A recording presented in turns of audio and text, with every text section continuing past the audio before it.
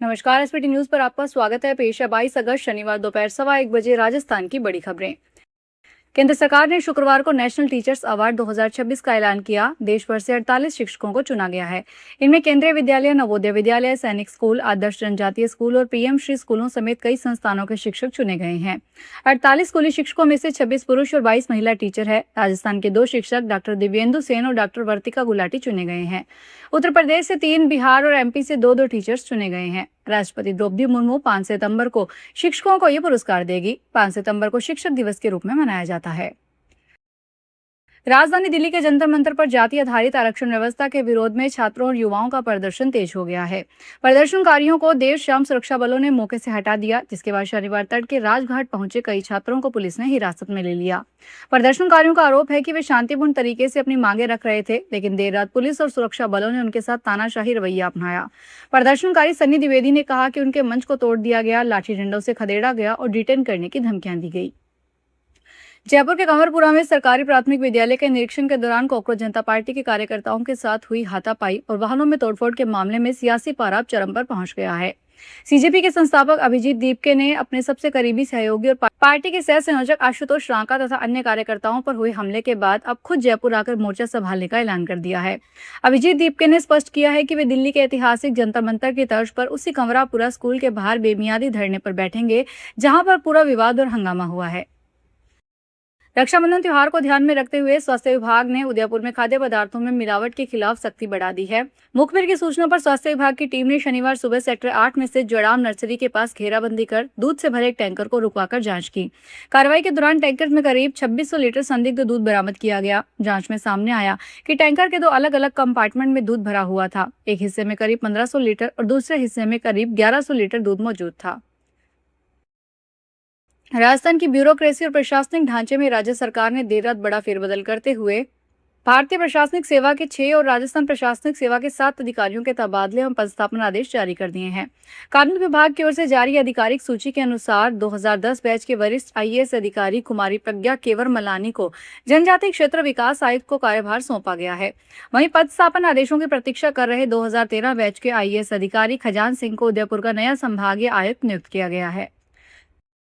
उदयपुर में शनिवार सुबह से आसमान में बादल छाए हुए हैं, ठंडी हवा चल रही है। बीते सप्ताह मौसम का मिजाज बारिश वाला रहा, लेकिन बरसात नहीं हुई। मौसम विशेषज्ञ डॉक्टर आरएस देवड़ा के अनुसार उदयपुर में मानसून का तीसरा दौर भी कमजोर पड़ गया है। आने वाला पूरा सप्ताह भी मौसम के लिहाज से शुष्क रहने की संभावना है। इस दौरान आसमान में बादलों की आवाजाही बनी रहेगी और कहीं कहीं हल्की बूंदाबांदी हो सकती है, लेकिन तेज बारिश की संभावना कम है।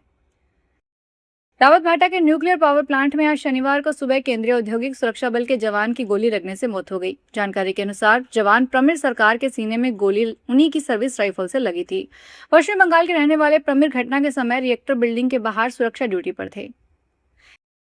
सरकारी जमीन पर कब्जा जमाने वालों के लिए सीकर प्रशासन ने एक और करारा संदेश दिया है। इस बार बुलडोजर उस हिस्ट्री शीटर के सपनों के किले पर चला जो खुद तो विदेश में आराम फरमा रहा है, मगर अपने गांव में करोड़ों की गोचर भूमि को रौंद रहा था। सीकर जिले के फतेहपुर सदर थाना इलाके के ढानी बैजनाथ का है। मीडिया रिपोर्ट्स के मुताबिक हिस्ट्री शीटर संजय मील ने गांव की 4 बीघा गोचर भूमि को अपनी जागीर समझकर वहां पक्का फार्म हाउस खड़ा कर दिया था। 4 दीवारी खींची, रंगरोगन किया, मानो यह उसका पैतृक हक हो। राजस्थान में सरकारी नौकरी से जुड़ा हैरान करने वाला मामला सामने आया है। सीकर जिले के बुरावट तहसील क्षेत्र में पूरा छोटी गांव निवासी भागीरथ राम ने 1 जून 1992 को बीकानेर स्थित आरएसी के 3य बटालियन में कांस्टेबल के पद पर भर्ती ली थी। कथित तौर पर कूट रचे दस्तावेजों के जरिए राजस्थान आर्म कांस्टेबलरी ने कांस्टेबल की नौकरी हासिल की और करीब 34 साल तक नौकरी करता रहा। इतना ही नहीं, आरोपी अपना पूरा सेवाकाल पूरा करने के बाद सेवानिवृत्त भी हो गया। रिटायरमेंट के बाद शिकायत मिलने पर जब मामले की जांच की गई तो दस्तावेजों में कथित हेरफेर की बात सामने आई। इसके बाद पुलिस ने मामला दर्ज करके जांच शुरू कर दी। चित्तौड़गढ़ के भदेसर उपखंड क्षेत्र में लेपर्ड का मूवमेंट लगातार जारी है, जिससे पशुओं के शिकार की घटनाएं बढ़ गई है। शहीद राजेंद्र सिंह नगर में एक लेपर्ड ने बाड़े में बंधे बछड़े का शिकार कर लिया। कस्बे के किसान नरेंद्र सिंह ने बताया कि बीती रात उनके बाड़े में हमेशा की तरह पशु बंधे थे। सुबह जब वे दूध निकालने पहुंचे तो उन्होंने बछड़े को मृत पाया। ग्रामीणों ने बताया कि उनके इलाके में लेपर्ड का पूरा कुनबा मौजूद है। उन्होंने वन विभाग से इन लेपर्ड को पकड़कर सुरक्षित वन क्षेत्र में छोड़ने की मांग की है। उदयपुर नगर निगम को लेकर काउंटडाउन शुरू हो गया है। 31 अगस्त तक नामांकन करना है और इसमें 10 दिन भी नहीं बचे हैं। तेजी से शुरू हुए काउंटडाउन में जहां एक और दोनों पार्टियां तेजी से काम करने लगी है, वहीं दावेदारों की पहुंच पार्टी दफ्तर पर तेज हो गई है। दोनों पार्टियों में पार्षद के आवेदन पत्रों की बात करें तो भाजपा में फार्म 5,000 रुपए में मिल रहा है और कांग्रेस में मुफ्त में उपलब्ध है। एक दिन में ही दोनों पार्टियों से करीब 300 से अधिक फार्म निकल चुके हैं। दोनों तरह की गतिविधियों में 2 दिन बाद समीकरण सामने होंगे। कोटा संभाग में बारिश का दौर कमजोर पड़ गया है। हालांकि मौसम विभाग ने 24 अगस्त तक बारिश का येलो अलर्ट जारी किया है। शहर में सुबह से हल्की धूप खिली है। बरसात नहीं होने से पारा भी बढ़ गया है। वर्तमान में ट्रफ लाइन उत्तर भारत के अमृतसर, मुजफ्फरनगर, कानपुर, डाल्टनगंज, दीघा होते हुए बंगाल की खाड़ी की तरफ जा रही है। यही कारण है कि राजस्थान में अभी मानसून सुस्त है। मौसम विशेषज्ञ की माने तो मानसून सीजन में बारिश वहीं सबसे ज्यादा होती है जिन एरिया में ट्रफ लाइन गुजरती है। भरतपुर में सोशल मीडिया पर आपत्तिजनक और अश्लील पोस्ट करने वालों के खिलाफ पुलिस ने 1 महीने अभियान चलाया। साथ ही बैर और बयाना सदर थाने में 2 FIR दर्ज की गई। पुलिस की टीमें 1 महीने से लगातार सोशल मीडिया पर निगरानी बनाए हुए है। SP राजेश मीना ने बताया कि सोशल मीडिया पर आपत्तिजनक टिप्पणी, सामाजिक और सांप्रदायिक सौहार्द बिगाड़ने, अपराधियों के पक्ष में पोस्ट करने और अश्लील पोस्ट करने वालों के खिलाफ पिछले 1 महीने से कार्रवाई की जा रही है।